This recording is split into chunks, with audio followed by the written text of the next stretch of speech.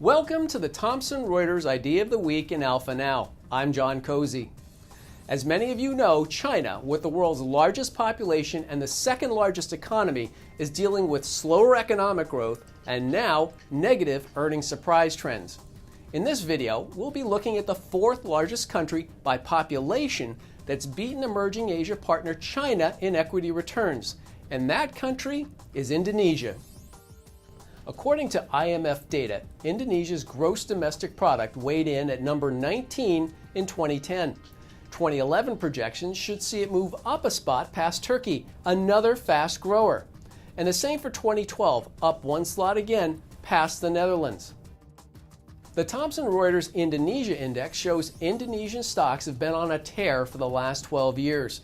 Datastream Professional Portfolio Analytics shows a total return of 370%. That outpaced the Thomson Reuters China Index return of 80% and the S&P 500's 13% over the same period. So is now the time to jump in? Let's look at the latest Indonesian export data.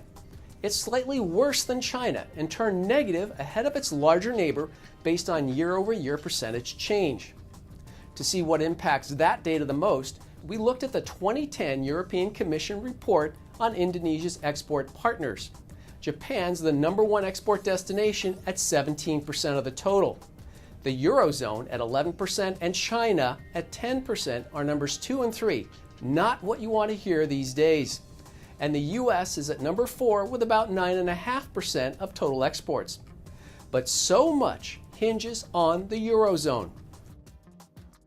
StarMine Aggregates Matrix shows Indonesia's predicted surprise for earnings for the next 12 months at minus 0.4%, beating China's latest minus 1.9%, but still not positive.